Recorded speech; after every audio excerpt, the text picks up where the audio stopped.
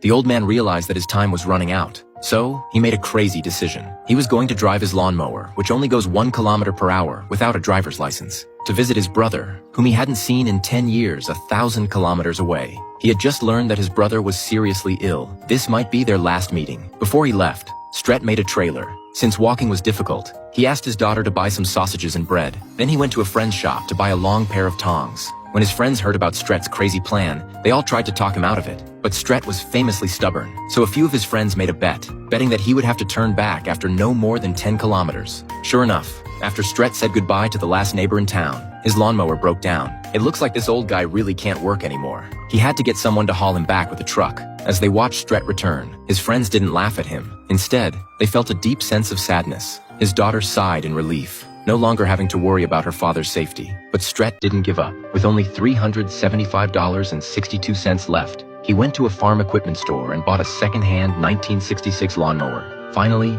with his daughter seeing him off, Stret set out again. Little Green, his new lawnmower, didn't let him down. This time, he managed to travel 10 miles before dark. Because of his pelvic injury, he couldn't bend down, so he used the tongs to collect some dry wood, then sat by the campfire and lit a cigar, enjoying some time just for himself. The next day, Stret continued on his journey, but the weather, like life, wouldn't always be sunny. Stret walked in the rain for a while. Unfortunately, he found an abandoned grain silo ahead. He took shelter there.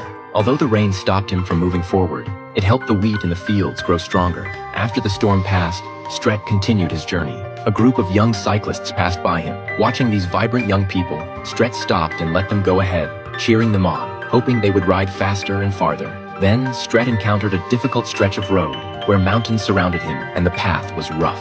This 1966 lawnmower surprisingly reached car speeds. Stret tried to slow down, but the brakes failed. Luckily, Little Green still managed to stop. Stret was drenched in cold sweat. This also scared the people watching the fire drill nearby. After all, they had never seen a lawnmower go that fast. They started guessing where Stret had come from. When they learned that Stret had started his journey more than 700 kilometers away in Love River and had traveled for over 30 days to get here, everyone was shocked. Some invited Stret to stay at their homes for the night and to fix his lawnmower, but Stret didn't have enough money to pay for the repairs. So he borrowed a phone to call his daughter, asking her to send him his pension. But a simple sentence from his daughter made his eyes well up. I miss you, Dad. The man saw how difficult things were for Stret. He offered to drive Stret to his brother's house in Mount Sian, but Stret still refused his kindness. He said he wanted to complete this journey alone. When an elderly World War II veteran invited him for a drink, Stret agreed without hesitation. He understood the loneliness of people his age. The longer they lived, the more time they lost with their comrades. The next morning, Stret set out again. After crossing the Mississippi River Bridge, he felt even better. This meant he was about to see his brother.